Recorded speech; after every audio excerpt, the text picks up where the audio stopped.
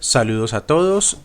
Quiero comentarles que este proyecto de Ciudad de Refugio es un proyecto que inició hace bastantes años, allá en el 2020.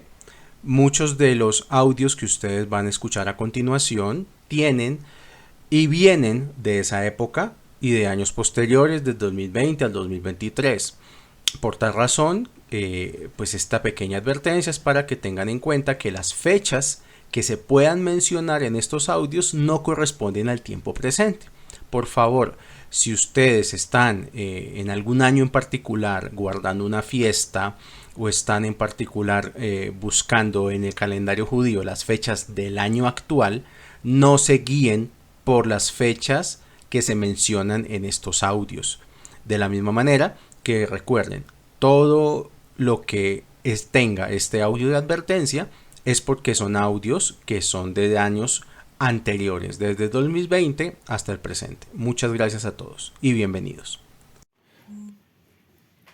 Shalom a todos, bienvenidos sean todos a este audio que tiene como propósito dar instrucciones sobre generalidades acerca de los ayunos públicos, pero principalmente en específico sobre las 3 semanas de aflicción que corresponden a lo que se conoce como el Ben Ametzarim. Comienza siempre el día 17 de Tammuz y termina el Tisha B'Av, el 9 de Av.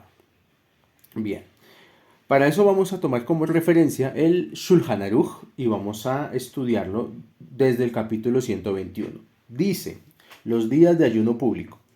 Es un precepto positivo instaurado por los profetas, que se ayunen aquellas fechas en que nuestros antepasados padecieron eventos trágicos. De entrada nos está diciendo aquí que hay algunos ayunos que fueron instaurados por los profetas, o sea que son de Rabanán, y hay otros ayunos que ya vienen directamente de la Torah, o sea, son de Oraita. Los ayunos de la Torah sí son completamente obligatorios, o sea, no hay nada que hacer, hay que hacerlos. Los ayunos de Rabanán tienen una salahot que pueden excluir a ciertas personas, por ejemplo, personas con condiciones de salud grave, que tiene que comer o si no, pues puede tener problemas de salud, pues mujeres embarazadas, personas que tengan cierta condición especial que no la iremos a estudiar ya preliminarmente, pero que podría ser que puedan saltarse los ayunos de Rabanán. Pero, dice el Shulchan Aruch, que es un precepto positivo ayunar en aquellas fechas en que nuestros antepasados padecieron eventos trágicos. El propósito del ayuno es despertar nuestros corazones para que inspeccionemos las sendas del arrepentimiento y sirva como recordatorio de nuestros malos actos y los de nuestros antepasados, como los nuestros hasta hoy. Entonces dice, con el recuerdo de estos acontecimientos retornaremos a hacer el bien, como fuera dicho en Levítico 26:4. Confesarán sus pecados y los pecados de sus padres. Por lo tanto, en estos días cada persona debe poner atención en palpar sus acciones pasadas y regresar con arrepentimiento de ellas. Entonces, el Shulchan Aruch nos dice que lo más importante del ayuno no es el aspecto físico de ayunar, de no comer, de no beber.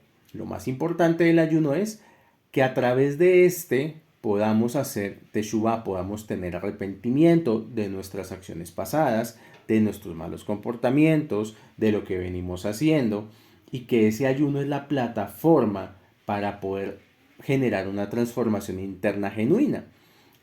Al negarle comida al cuerpo, estamos mandando un mensaje directo a que vamos a alimentar el alma. Recordemos, como dice el Sefer Atania, que la vida es una lucha entre el cuerpo y el alma. El cuerpo quiere unas cosas, el alma quiere otras. Entonces, el hecho de no comer, de no beber, es una forma de debilitar al cuerpo, pero a la vez que el cuerpo se debilita, el alma se fortalece. Y cuando el alma se fortalece, es mucho más fácil poder decir voy a transformar, voy a cambiar. A veces el ayuno es la mejor plataforma para cambiar ciertos rasgos de carácter negativos, etcétera. Pasuk número 2, 3 y 4. Hasta el 5 vamos a leer de esta parte. Entonces, el Shulchan Aruch nos va a resumir cuáles son los días de ayuno público. Entonces dice, estos son los días de ayuno público. Número 1, el 3 de Tishrei, que es justamente el día después de Rosh Hashanah. O sea, hacemos Rosh Hashanah día 1, Rosh Hashanah día 2, y el 3 de Tishrei, cuando ya salimos de la fiesta de Rosh Hashanah, es un ayuno. Y se le llama Som Gedalía, día en el que fue asesinado justamente Gedalía, hijo de Ahikam. Tras la destrucción del Bet HaMikdash, Nabucodonosor, el rey de Babilonia, lo dejó en la tierra de Israel, poniéndolo a la cabeza del pueblo judío. Por causa de su asesinato, todos los judíos fueron llevados a exilio, miles de ellos resultaron muertos y se apagó la remanente brasa de Israel en Tierra Santa.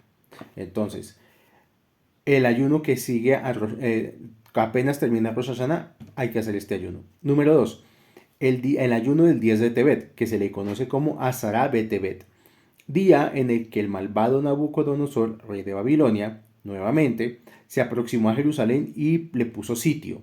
De ello resultó eventualmente la destrucción del Bet HaMikdash. Entonces el 10 de Tebet hay que hacer ayuno. Número 3. El 17 de Tamuz, Shiva Asar Betamuz, en el que tuvieron lugar 5 eventos trágicos. Número 1. Fueron rotas las tablas cuando Moshe descendió el monte Sinaí, como cuenta la Torá en Éxodo 32:19, que sucedió esto el 17 de Tamuz. Número 2. Se interrumpió la ofrenda de los sacrificios cotidianos. Esto también fue un 17 de Tamuz. Número 3. Los romanos hicieron una brecha en el muro de Jerusalén, ingresando a la ciudad durante la destrucción del segundo Bet HaMikdash. Aunque en la destrucción del primero, la brecha se abrió el 9 de Tamuz, como está escrito en los libros de Jeremías, en Jeremías 52:6, que fue: en el cuarto mes, contando desde Nisán, el 9 del mes se fortaleció la hambruna en la ciudad y se hizo una brecha en la ciudad.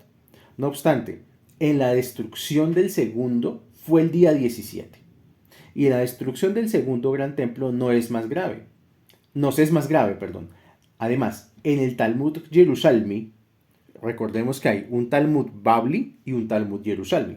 En el Talmud Yerushalmi figura que también en la primera destrucción fue el día 17, solo que en razón de los padecimientos erraron en los cálculos de la fecha. Número 4. El malvado Apóstumus quemó un rollo de Torá. Y número 5. Judíos malvados erigieron un ídolo en el santuario del templo y ello provocó la destrucción del Bet HaMikdash y posteriormente nuestro exilio. Entonces, hay una coincidencia en el tiempo, como zona del tiempo, de sucesos negativos el día 17 de Tamuz. Entonces, ese día debemos recordar nosotros que dentro de nuestra paradoja del tiempo, el tiempo es un ciclo donde ya hay prefiguradas zonas del tiempo. Por eso manejamos su calendario, porque en nuestro viaje por el universo, por el cosmos, nos volvemos a encontrar con los restos energéticos de los sucesos que pasaron en el pasado. La forma más fácil de explicar esto es los cumpleaños. Cada quien tiene su fecha de cumpleaños, ¿está bien? Cuando llega nuestro día de cumpleaños, volvemos al momento energético en el cual nacemos. O sea, volvemos a la zona energética en la cual nacemos. Cuando celebramos Pesaj, nuestra vida vuelve otra vez a tocar la energía que hubo en el primer Pesaj de la historia. Y así sucesivamente. Entonces, lo importante del ayuno del 17 de Tamuz tiene que ver con evitar conectar con esas malas energías del 17 de Tamuz. Todo lo que una persona consuma y entre a su cuerpo el día 17 de Tamuz, incluso el día 9 de Ab, va a venir cargado con esa energía de ese día. Entonces, por eso se evita comer durante estos días. Y el cuarto ayuno, tenemos 1, 2, ya dijimos, 3 de Tishrei 1, 10 de Tebet 2, 17 de Tamuz 3 y el cuarto, 9 de Ab, el famoso Tisha B'Av, día en el que se decretó sobre nuestros antepasados en el desierto que no ingresarían a la tierra de Israel. El famoso evento de los espías, cuando los espías hablaron mal de la tierra, fue un 9 de Ab. Y los judíos lloraron en vano. Por eso fue establecido como un día de llanto para las futuras generaciones. También en esta fecha tuvo lugar la enorme destrucción, que en ella fueron destruidos el primer y el segundo templo. También en esta fecha, 9 de Ab, fue capturada la ciudad de Betar, una gran metrópoli en la que vivían miles y decenas de miles de judíos. También en esta fecha, un gobernante romano llamado Turnus Rufus aró el sitio del santuario del templo y el área circundante, cumpliéndose de ese modo lo que profetizaron Irmiyahu y Mijá, que estos dos profetas dijeron que la ciudad de Sión sería arada como un campo. Luego hay otros ayunos que no entran acá en esta explicación, como el ayuno de Esther, del que se hablaría o lo hablaremos en otra ocasión. Si cualquiera de estos días de ayuno, por ejemplo, coincide con Shabbat, salvo el 10 de Tebet, que nunca puede caer en Shabbat, o sea, por calendario, el calendario judío está diseñado para que el 10 de Tebet nunca sea un Shabbat, pero digamos que alguno de estos ayunos llegó en Shabbat, se lo pospone para después de Shabbat. O sea, si por ejemplo el 9 de Apes cae en Shabbat, no podemos ayunar porque prevalece Shabbat, pero el día siguiente, el domingo, sí ayunamos, corremos el ayuno, lo mismo si fuera 17 de Tammuz. Dice aquí, si el 10 de Tebet coincide con la víspera de Shabbat, sí se ayuna ese viernes y se completa el ayuno hasta el comienzo de Shabbat. Ok.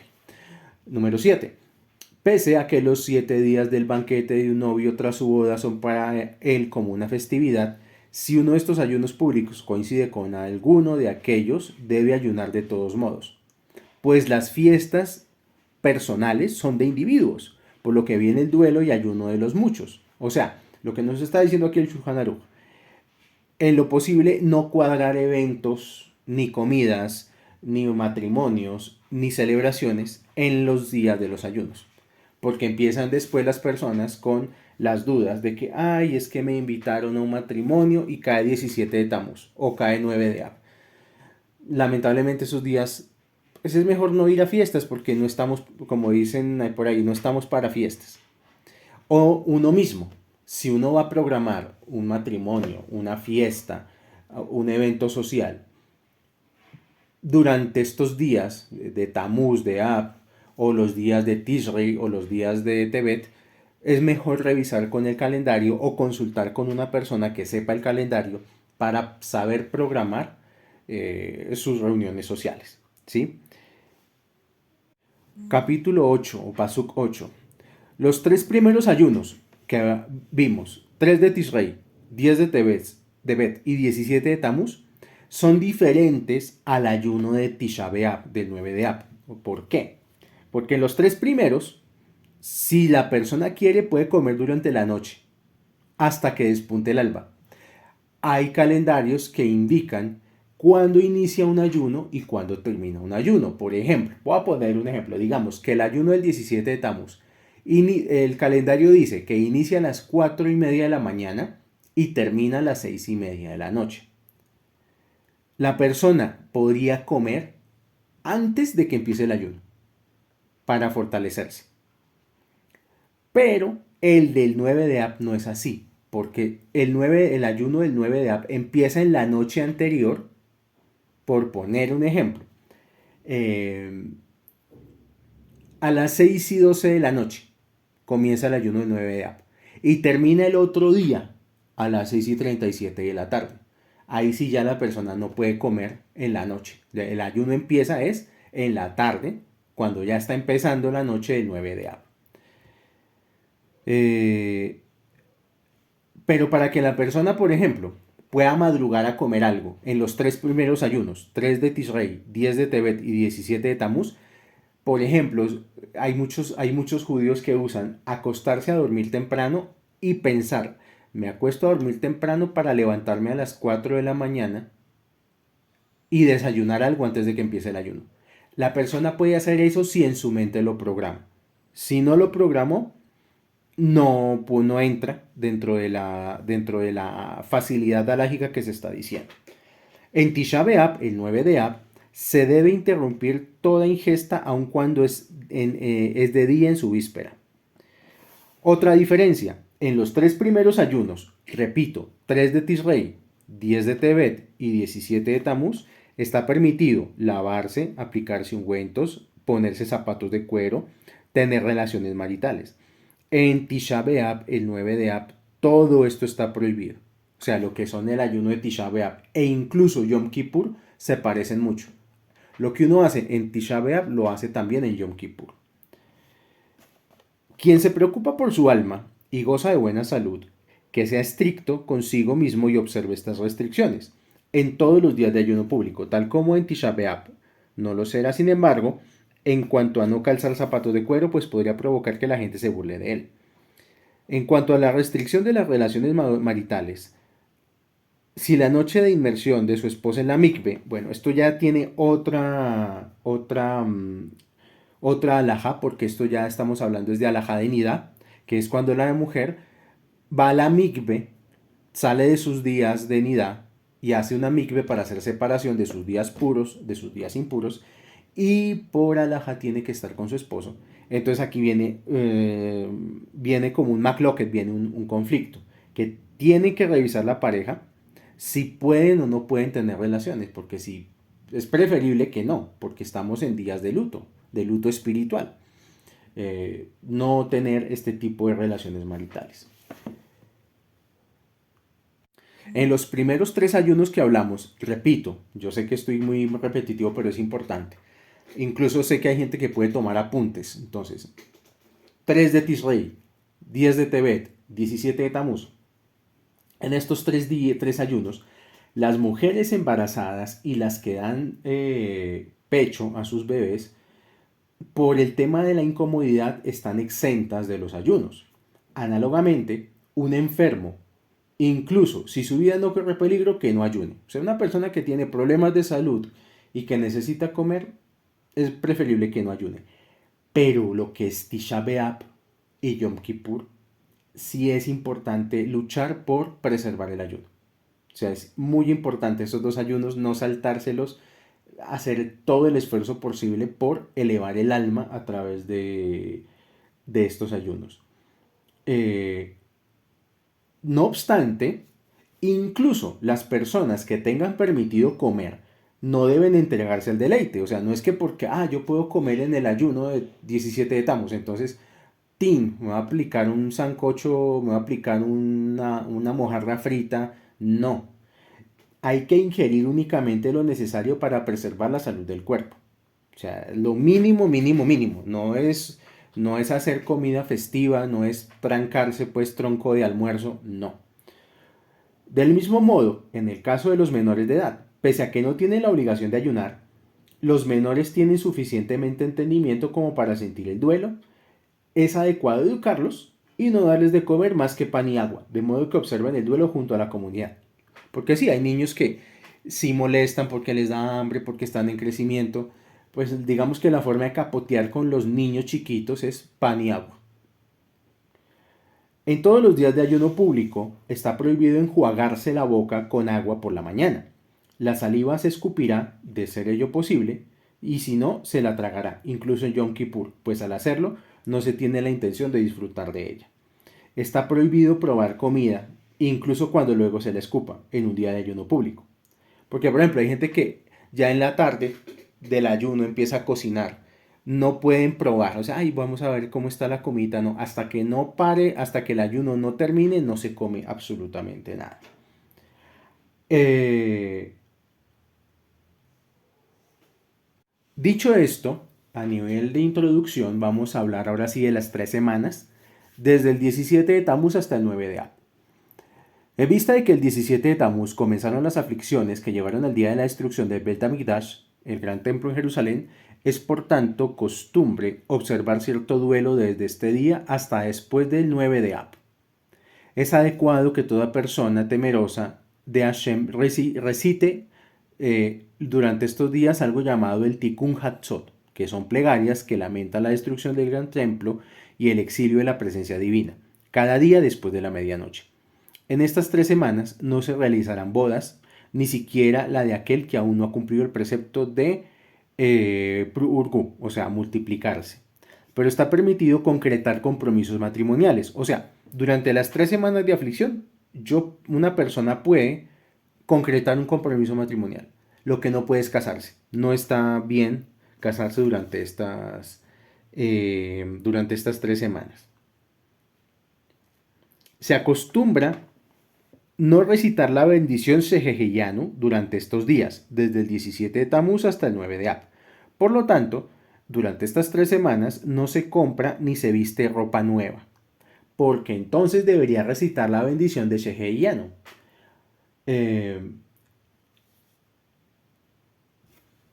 También el Shulchan Aruch dice que durante las 3 semanas de aflicción no es bueno castigar demasiado duro a los hijos. O sea, por ejemplo, que de pronto hay papás que tienen ese tema de que pues hay niños hay niños que son más tenaces que otros y pues de pronto hay momentos donde hay que corregirlos con un chancletazo, con fuerza, ¿me explico? Yo no me meto a juzgar eso, pero sé que hay casos y por eso tengo que mencionar que la alhaja dice que durante las 3 semanas de aflicción no se le debe pegar a los niños. Por lo mismo que estamos en una energía muy pesada y un golpe mal dado a un niño puede generarle problemas a largo plazo, incluso en su vida adulta. 3. También se acostumbra a no cortarse el cabello durante estos días, sean los de la cabeza, de la barba o de cualquier otra parte del cuerpo. Esto difiere de acuerdo a si es sefardí, si es ashkenazí. Lo que digamos que están de acuerdo es no cortarse el pelo en estas 3 semanas de aflicción, pero la más importante es la última. La más importante es la tercera de las 3 semanas, donde todas estas restricciones entran full rigor. Porque es que el Shulchan Aruch va a decir más adelante, si por ejemplo, los hombres, si su bigote o su barba les impide comer, podrían cortarse la barba hasta el comienzo de la semana del 9 de Ab, o sea, hasta Rosh Hodesh Ab. O sea, sí se podría. No se debe prohibir el corte de uñas salvo durante la semana en que cae Tisha B'Av. La mujer que precisa hacerlo tiene permitido hacerlo incluso entonces, pero solamente si va a entrar a la mikve. Pues aquí no estamos en esta situación de momento, o espero, cada quien, si pueden tener cerca una mikve, Baruch Hashem, pero lo ideal es no cortarse el pelo, no cortarse la barba, no cortarse las uñas, principalmente la última de las 3 semanas. En los 3 Shabbat que median entre el 17 de Tammuz y Tisha B'Av, se leen unas haftarot especiales que hablan de la retribución, las que, por ejemplo, número 1, Dibre Irmiyahu, las palabras de Irmiyahu. La segunda semana, Shimu Devar Hashem, escuchen la palabra de Hashem. Y la tercera semana, Hason Iskiyahu. Entonces esto tenerlo en cuenta, sobre todo las personas que van a comunidad, se leen unas haftarot aparte. Número 7.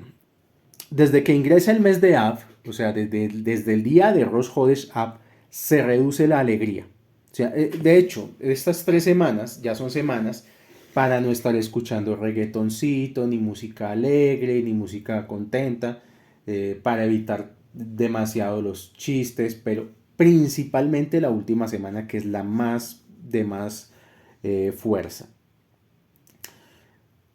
Y por eso el Shulchan Aruch dice, no se realizarán tareas de construcción asociadas a la alegría o edificaciones con el exclusivo propósito de gozar de mayor amplitud. O sea, armar una carpa para una fiesta, es mejor que no. Durante estos días vamos a estar muy tranquilitos. Número 8. En todo el pueblo judío es costumbre no comer carne ni beber vino en los 9 días que van desde Rosh Hodesh hasta después de Tisha B'Av. Esta prohibición incluso rige para otros tipos de alimentos que fueron cocinados junto con carne o contienen grasa animal. Aún la carne de ave está prohibida. No obstante, aquel al que los alimentos lácteos le hacen daño puede consumir carne de ave. Para la necesidad de un enfermo, no rige ninguna de estas restricciones y todo está permitido. Sin embargo, si no le resulta difícil, interrumpa esta clase de comida desde el 7 de Ab en adelante. Lo mismo acostumbran a hacer algunas parturientas, si ya digamos están a punto de dar a luz. Se abstienen de comer carne y beber vino a partir del 7 de Ab, pues ese día los paganos irrumpieron en el santuario del Bet HaMikdash. Entonces, durante estos días, las 2 primeras semanas, digamos que podemos todavía comer carne, pero la última semana, desde Rosh Hodesh Ab, Nada de carne roja, nada de pollo. Pescadito, atún. Puede ser una opción, comer atún y ya, o comer pescado durante estos días. O incluso si quieren adoptar una dieta vegetariana, tanto mejor. O sea, eso ya depende de cada persona, de qué tanto le haga falta la carne realmente en su dieta. Asimismo, durante estos 9 días, o sea, desde el Rosh Hodeshab hasta el 9 de Ab, no se lava ropa. Entonces uno se tiene que programar para lavar la ropa antes de Rosh Hodeshab y tener suficiente ropa limpia para no estar dependiendo de que, ay, se me ensució, entonces tal. O cuidar la ropa que uno tiene para no ensuciarla. Esto ya está de acuerdo a las posibilidades de cada persona. Esto es, o sea, lavar ropa durante estos 9 días está prohibido aun si se tratara de una vestimenta o prenda que no se desea vestir, sino después del ayuno. Incluso está prohibido dárselas a una lavandería no judía para que lo haga. Una mujer judía tiene permitido lavar las prendas de los no judíos, solo si es por trabajo, o sea, personas que por ejemplo trabajan lavándole la ropa a otras personas, lo tienen permitido. Sin embargo, en la semana en cuyo transcurso será Tisha B'Av, debe cuidarse y no hacerlo. También está prohibido durante estos 9 días vestir o tender sobre las camas prendas lavadas. O sea, desde el Rosh Hodesh Ab hasta el 9 de Ab, no cambiar las sábanas. En honor a Shabbat, sin embargo, está permitido vestir el viernes por la tarde prendas de lino limpias, extender manteles blancos sobre la mesa y cambiar las toallas como se hacen en los demás Shabbat. Pero no lo está tender sábanas limpias. O sea, no hay que cambiar las sábanas durante los días de la última de las 3 semanas. Durante estos 9 días, vuelvo a repetir, desde Rosh Hodesh Ab hasta el 9 de Ab, no se confeccionan prendas de vestir o zapatos nuevos, ni se tejen medias, ni siquiera por intermedio de un fabricante no judío. En caso de una gran necesidad, por ejemplo, se los precisa para una boda que tendrá lugar inmediatamente después de Tisha B'Av, está permitido hacerlo, pero solo en caso de un matrimonio y que sea necesario hacerlo. Y por intermedio de un fabricante no judío. Entonces, que alguien tenga un matrimonio después del 9 de Av y que necesite sí o sí mandar a hacer un vestido, lo puede mandar a hacer con un sastre que no sea judío. Aquí este punto, el punto número 12, es un poco polémico para mí, por lo menos, porque yo tengo una posición frente a eso. Dice el Shulchan Aruch, no se toman baños durante los 9 días de la última semana, desde Rosh Hodesh Ab hasta el 9 de Ab. Sin embargo, si es por razones médicas, por ejemplo, una parturienta o una mujer embarazada próxima a dar luz, a la que bañarse resulta benéfico, o una persona débil a la que el médico ordenó bañarse, está permitido hacerlo, incluso en agua caliente. Pero la halajá es un poquito más amplia, porque digamos, de las tres, de las prohibiciones, digamos que una de las más pesadas es la de bañarse. Mi opinión es, y también es la opinión de muchos rabinos, el baño hay que hacerlo, pero que no sea un baño de placer. ¿Sí? O sea, no es que uno desde Rosh Hodeshab hasta 9 de Ab se bañó. Si la persona tiene como costumbre bañarse todos los días, que se bañe cada tercer día. Si la persona usualmente es de las que, como uno dice vulgarmente, siente placer en la ducha, se duerme en la ducha, agüita calientica, cremas, jabones, que el champú no sé qué. Bueno, durante los días, desde Rosh Hodeshab hasta el 9 de Ab, el baño tiene que ser rapidito. Así, rapidito y solo para limpiar las partes sucias del cuerpo, que suelen ser los pies, las axilas, la cola y el órgano reproductor, que es como lo más complicado en el ser humano y lo que más malos olores genera. Solamente por razones de aseo se debe la persona bañar, no como un baño de placer, sino rapidito, nos bañamos lo necesario y lo que sigue. Nos vamos a centrar ahora en el capítulo 123, la víspera de Tisha B'Av. Como vimos, el ayuno de Tisha B'Av tiene una víspera que empieza un día y el ayuno termina hasta el día siguiente. En la víspera de Tisha B'Av no se hacen paseos y se acostumbra a no estudiar Torah después del mediodía, pues la Torah provoca alegría. Esto es un tema muy importante. Durante Tisha B'Av no estudiamos Torah. Es una forma de representar el luto que se pasó por la destrucción de los dos templos. O sea, no hay que buscar alegría con el estudio de la Torah y no hay que estudiar nada de Torah, solamente cosas relacionadas a la destrucción del templo. Por ejemplo, hay un libro hay libros que hablan únicamente de la destrucción del templo, como el Jerusalén de Oro. Ese se puede estudiar. Se puede leer Talmud donde estén las partes relacionadas con la destrucción del templo, por ejemplo, Masejet Tanit, que es el que explica todo ese proceso, pero en general nada más.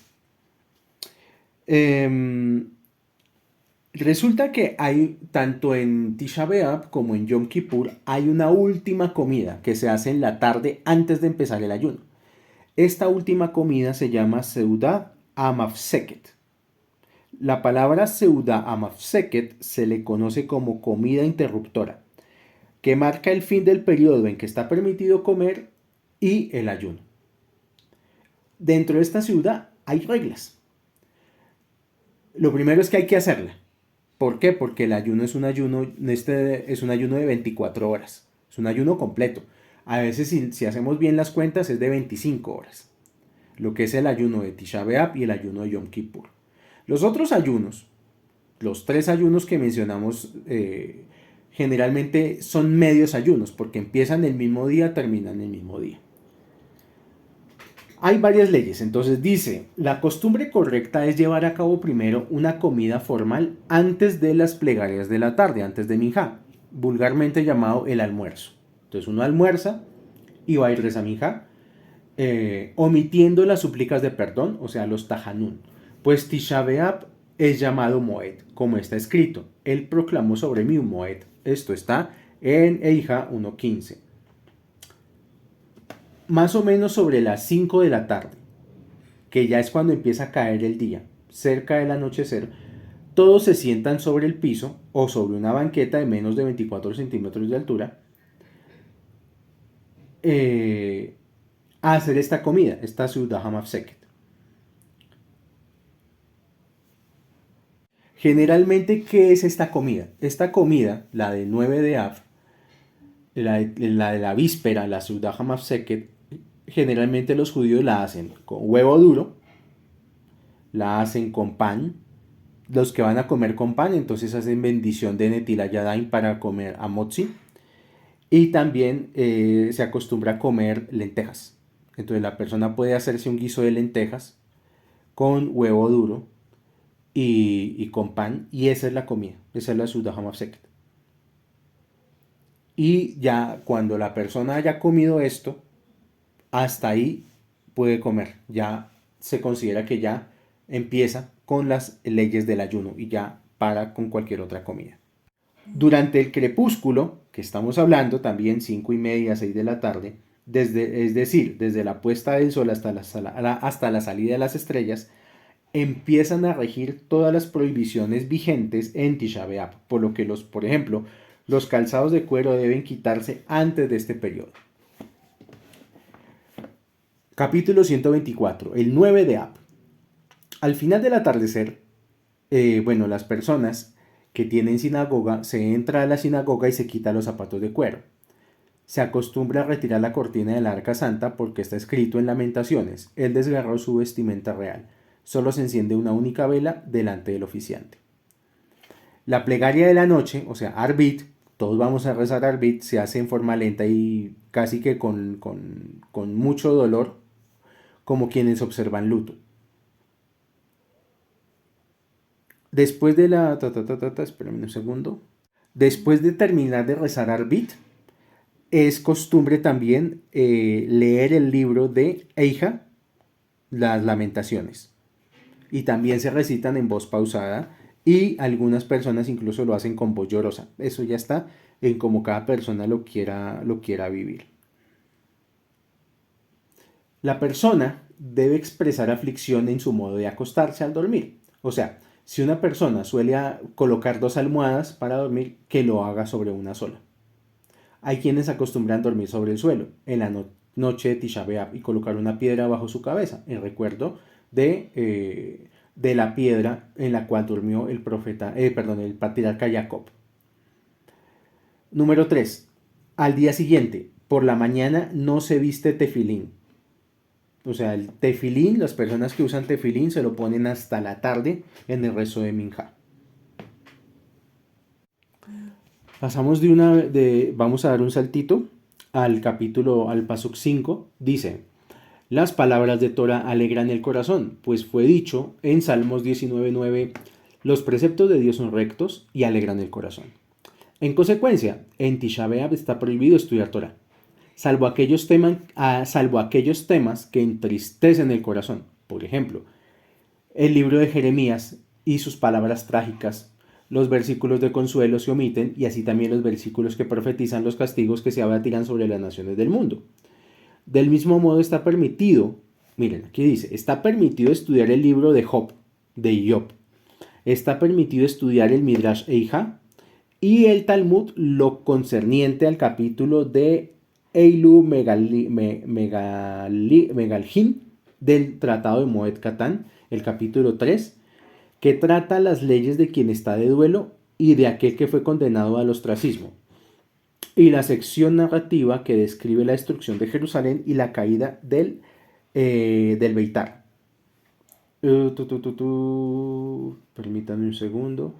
También está permitido estudiar el capítulo Anisakin del Tratado de Gittin, capítulo 5, y el Talmud de Jerusalén, el final del Tratado de Tanit, cuyo tema es la destrucción del Bet HaMikdash. Incluso estas obras, cuyo estudio en Tisha B'Av está permitido, no lo está hacerlo intensivamente, investigando una pregunta y una respuesta, o derivando conceptos novedosos, porque esta actividad alegra el corazón. O sea, lo que pasa es que hay dos tipos de estudio. Hay un estudio de Torah que tiene que ver con el buscar secretos. Ese tipo de estudio no está permitido. Lo que está permitido es solamente estudiar lo general para que ese día tengamos un corazón pues triste por la destrucción del templo.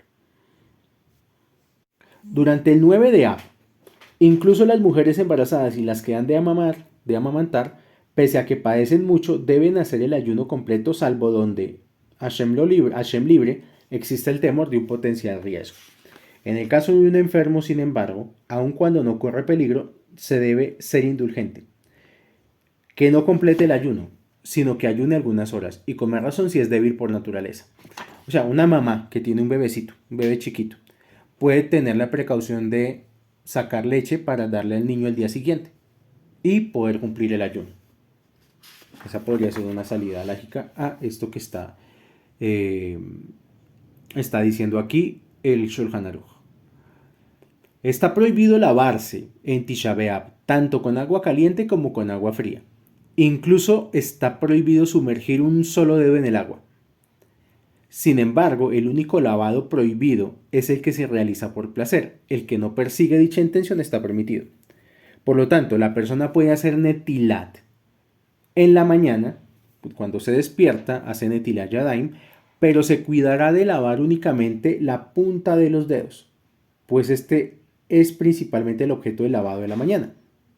O sea, uno se hace netilat yadayim sin jabón y solo las puntas de los dedos.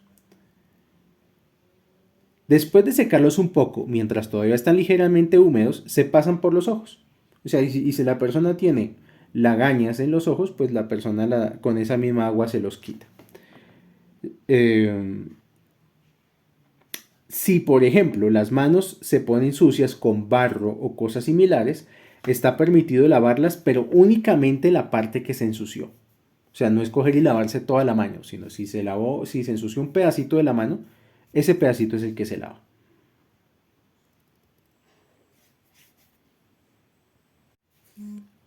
Punto número 9. Aunque solamente está prohibido el baño por placer, aquella mujer cuyo momento de inmersión en la mikve coincide con la noche de Tisha B'Av no lo va a hacer, porque de todas maneras no tiene permitido estar con su esposo. Entonces no necesita ir a la mikve. También en cuanto a la aplicación de cremas, de ungüentos, de este tipo de cosas, solo está prohibida aquella que se hace por placer. O sea, que si una persona tiene costras o heridas y necesita aplicarse un ungüento medicinal, puede hacerlo. En Tisha B'Av únicamente está prohibido el uso de zapatos de cuero. O sea, los que están confeccionados con lona, con caucho o similares están permitidos. En Tisha B'Av están prohibidas las relaciones maritales. El hombre debe ser estricto incluso en cuanto a tocar a su esposa y evitar hacerlo.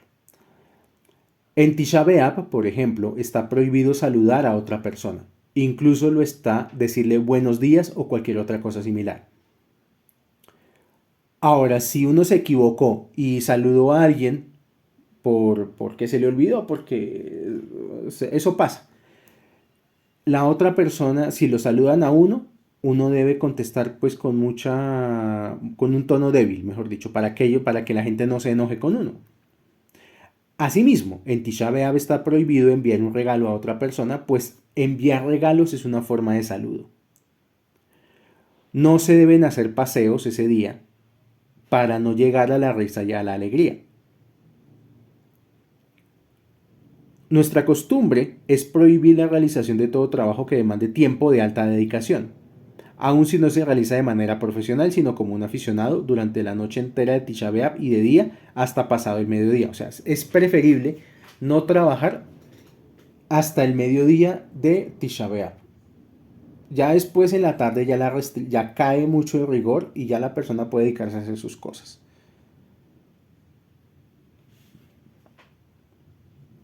Análogamente, es costumbre prohibir la actividad comercial antes de pasado el mediodía y permitirlo después.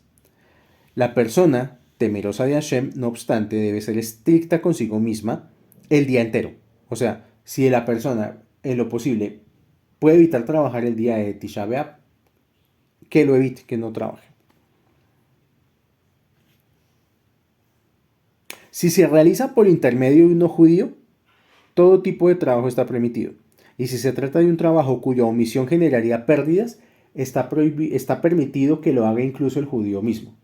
O sea, aquí el Shulchan Aruch es claro en algo. Dice, si se trata de un trabajo cuya omisión generaría pérdidas, está permitido que lo haga. O sea, si una persona está apenas con sus gastos, no tiene, realmente puede generar una pérdida grave, o es un empleado y no le dan permiso para faltar al trabajo, pues está permitido que lo haga. Otra cosa, 16.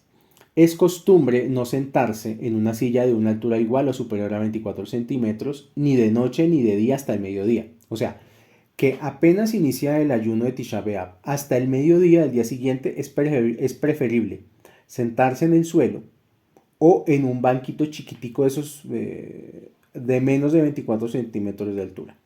Para el mediodía ya nos podemos sentar en una silla normal. El resto de actividades prohibidas en Tisha B'Av lo estarán hasta la salida de las estrellas. Se acostumbra a no preparar antes del mediodía lo necesario para la comida que sigue el ayuno. O sea, que después del mediodía, en la tarde, ya después de las 3 de la tarde, ya se puede empezar a preparar la comida para cerrar el ayuno. Pero no se puede probar la comida. Recordemos eso. Para las plegarias de la tarde, o sea, minja, los hombres ya pueden vestir el talit y los tefilim recitando sus respectivas bendiciones. Entonces ya ahí termina la restricción del talit y del tefilim. Estudiamos en una baraita del Talmud en Ta'anit 29a. Dice, el 7 de Av ingresaron los paganos al santuario del gran templo, y comieron y bebieron, y corrompieron su santidad. Los días 7 y 8. El día 9 hacia el anochecer le prendieron fuego, y este continuó ardiendo todo el día 10 hasta la puesta del sol. O sea, lo que nos está diciendo aquí es que si bien nosotros hacemos el ayuno en Tisha B'Av el 9 de Av encendieron el fuego, y el día 10 de Av fue cuando ya el fuego consumió el templo. Sin embargo, el que nuestros sabios no fijaran el ayuno el día 10, aunque la mayoría del santuario se quemó entonces, se debe a que el comienzo de la tragedia es más grave. O sea, es más grave cuando comenzó la tragedia que cuando terminó. En el Talmud de Jerusalén, en Ta'anit 4, 6, se afirma lo siguiente. Rabí Abin ayunó el día 9 y el día 10. Rabí Leví ayunó el día 9 y por la noche del 10. Como no tenía fuerzas para ayunar todo el día 10, lo hizo solo en su noche. Nosotros, sin embargo, nuestra fuerza se ha debilitado y solo ayunamos el día 9 exclusivamente. Pero seguimos una conducta estricta y no comemos carne ni bebemos vino durante la noche del día 10 ni el día 10 hasta el mediodía, salvo en una comida de mitzvah. O sea, termina el ayuno del 9 de Ab y el 10 de Ab todavía no comemos carne ni tomamos vino. O sea, hay que esperar otro día hasta el 11 de Ab. Podemos ya volver a comer. Y dice, es adecuado no tener relaciones maritales en la noche del día 10 a menos de que esa noche sea mikve de la esposa o cuando el marido se va de viaje y no la va a ver en mucho tiempo. Entonces, yo sé que esto es un poco engorroso, pero hay una parte de la Torah que es muy parecida a las leyes de los abogados, a las leyes judiciales, porque está el parágrafo, el inciso, está la letra menuda, está qué pasa si esto pasa, qué pasa si esto otro pasa. Entonces, por ejemplo, en el caso de un marido que se vaya de viaje y que no va a ver a su esposa, el 10 de Ab podrían tener relaciones íntimas. Ya vamos a ir terminando esta explicación. Dice, capítulo 125, cuando Tisha B'Av, cuando el 9 de Ab coincide con Shabbat o con domingo. Si Tisha B'Av coincide con un domingo o cayó en Shabbat y fue diferido al domingo, ese Shabbat se come carne y se bebe vino, normalmente, incluso durante la tercera comida después de Minjá. No obstante, esta comida no debe realizarse sentado en compañía de amigos. Y si en ese Shabbat hay un Brit Milá, el festín celebratorio debe realizarse antes de Minjá. Bueno, esto es ya es para cuando hay circuncisión. Entonces, por ejemplo, si el 9 de Ab coincide con Shabbat, la tercera comida se debe interrumpir mientras todavía es de día. Ya que, permítame un segundo, y podría ser que la tercera comida de ese Shabbat sea Seudah Hamapseket. Cuando Tisha B'Av coincide con el viernes por la noche, está prohibido mantener relaciones maritales salvo cuando cae entonces la noche de Tevilá de la esposa. Cuando Tisha B'Av coincide con Shabbat, se debe asumir una conducta estricta y estudiar únicamente aquellos temas cuyo estudio está permitido en Tisha B'Av. O sea, cuando coincide con un día común de la semana. O sea, perdón, cuando Tisha B'Av coincide con Shabbat, hay que de todas formas bajar la alegría. O sea, no es que es un Shabbat así súper feliz, sino vamos a estudiar únicamente lo relacionado al ayuno de Tisha B'Av.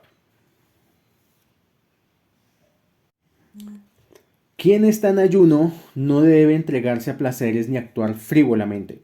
No estará alegre y de buen ánimo, sino angustiado y apenado, como fuera dicho en Lamentaciones 3:39. ¿De qué debe apenarse ser viviente? El hombre debe hacerlo por sus pecados. Yo creo que con esto podemos ya englobar las restricciones generales de estas 3 semanas de aflicción. Obviamente en Ciudad Refugio ustedes contarán con toda la asesoría que yo les pueda prestar. Contarán con cualquier pregunta que tengan o cualquier duda que haya quedado de este audio. Igualmente yo voy a estar pendiente de proveerles información, gráficas, todo para que podamos cumplir con estas 3 semanas de aflicción. Finalmente decir que muchos sabios de la Cábala dicen que estas semanas realmente no son semanas negativas, que realmente no es que sean unas semanas de algo negativo, no. Lo que pasa es que, que son semanas donde la energía del universo entra de manera directa a este mundo. Y es demasiada energía para que el ser humano la pueda manejar. Y por eso es que esa energía muchas veces en algunas personas termina haciendo daño. Es igual que, por ejemplo, colocarle una batería de una tractomula a un carro chiquito, a un Twingo. pues la batería es tan potente que va a quemar el Twingo. Eso es más o menos lo que nos pasa durante estas 3 semanas. Entonces es entender que no es que sean semanas de extremo juicio, sino que hay un exceso de energía en el ambiente y que todos estos pasos, toda esta alhaja, para lo que nos va a servir es para poder pilotear esa energía de la mejor manera posible, para que la podamos superar, para que podamos conectar con el arrepentimiento, para que podamos sentir las consecuencias de no tener un templo, de no tener un lugar donde ofrecer korbanot, las consecuencias de cómo está el mundo por esta razón, y sentamos una pena inmensa de que el templo no esté en pie. Y al mismo tiempo, entender que ahora el templo, hasta que Hashem diga lo contrario, somos nosotros mismos. Y es nuestra propia vida la que va a hacer ese trabajo espiritual que antes hacía el templo. Entonces, que sea para todos nosotros estas 3 semanas, semanas de mucha reflexión, semanas donde estemos tranquilos, donde podamos tener mucha introspección, podamos hacer teshuvah, donde podamos valorar lo que tenemos, donde podamos generar en nuestros corazones un deseo profundo de que el templo pueda ser reconstruido pronto en nuestros días. Amén. Ken Yehi Ratzon, que así sea la voluntad del cielo. Y mientras tanto, que nosotros seamos ese templo, que nosotros seamos en nuestra propia vida, en nuestra familia, en nuestro círculo, demos ese ejemplo y seamos un templo construido para las misbot de la Torah. Cualquier duda, inquietud, quedaré pendiente de todos y cada uno de ustedes. Como este es un audio más enfocado hacia momentos de dificultad como las semanas de Ben Hametzarim, desearle solamente que Hashem nos dé fuerza a todos, que podamos conectar con las restricciones y que esa conexión nos prepare para lo que viene después, porque termina el 9 de Ab y prácticamente el año se acaba. Ya nos tenemos que preparar, es para Rosh Hashanah. Shalom, shalom para todos.